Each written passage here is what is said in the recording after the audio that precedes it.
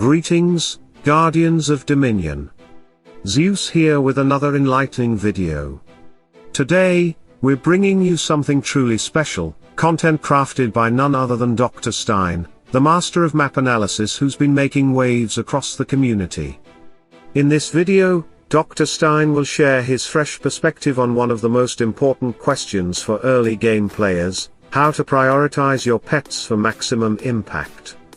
Get ready for valuable insights that can transform your progress and sharpen your strategy. Let's dive right in.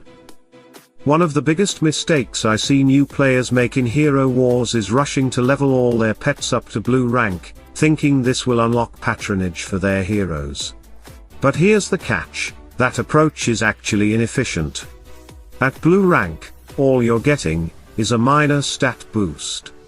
The real magic happens at violet rank, when the pet unlocks its patronage skill and starts making a real impact in battle.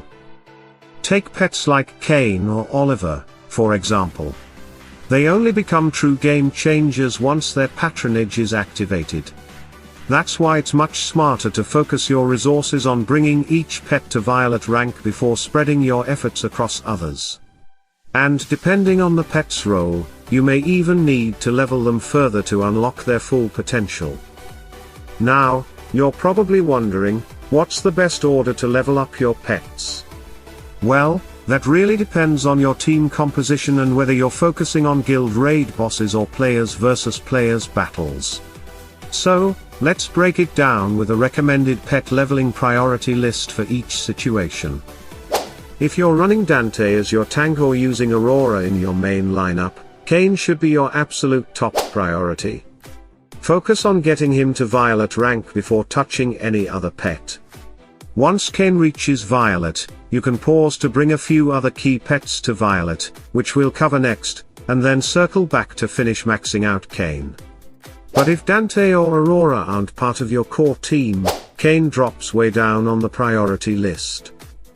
Khorus is fantastic for your main team because he shields your heroes from control effects. However, if you already have Sebastian on the team, Khorus becomes less critical. You can safely move him lower on your leveling list without hurting your lineup's performance. With the arrival of Maestro, Albus has become a must-have pet, even if your Maestro levels are still low.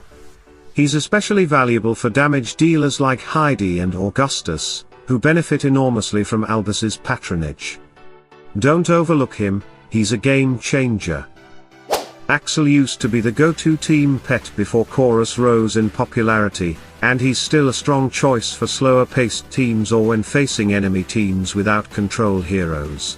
If your guild is pushing to beat Osh at level 160, Axel is essential, since it takes a while before Albus-supported teams can survive that challenge. But if you're not working toward an Osh 160 team or you don't care much about Grand Arena, where Axel usually backs your second lineup, you can safely move Axel down the list. Oliver plays an important role for two main reasons. First, he supports Isaac during Osh battles. Once you hit level 130 and beyond, Isaac simply can't survive without Oliver's help. Second, Oliver provides great patronage for tanks. But if you're running Dante or Aurora and you're not concerned with Osh progression, you can largely skip Oliver.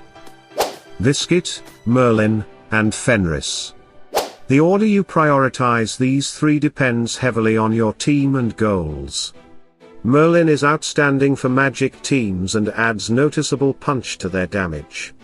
Biscuit offers extra armor, making him useful for tanks like Rufus or damage dealers like Iris.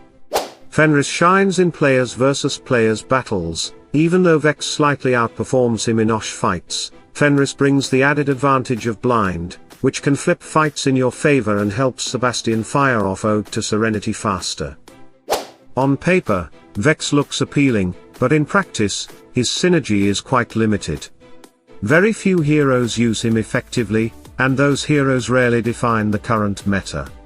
While he slightly edges out Fenris in Osh battles, Fenris's versatility in players versus players makes Vex one of the last pets you should focus on. Mara's strength really depends on your overall strategy. Since most teams already rely on Khorus or Sebastian, both of which counter Mara, she tends to fall near the bottom of the priority list. But if you enjoy running control-heavy teams and don't mind occasionally getting hard countered, then you can move Mara up a few spots. Otherwise, she belongs near the end alongside Vex. There's one last important tip I want to share, and it can save you a huge amount of chaos particles. When you look at a pet's gems, the left side upgrades its abilities as a team pet, while the right side boosts its patronage ability. But here's the key: not every pet works well as a team pet, and not every pet has a strong patronage ability. That means you don't need to level up both sides for every pet, and skipping the unnecessary upgrades can save you tons of resources. Here's a quick guide to help you focus your upgrades wisely. Cain, prioritize the right side. Axel, level up both sides. Oliver, focus on the right side. Khorus, mainly the left side, but later on, you can max the right as well. Albus, invest in both sides. Fenris, right side only.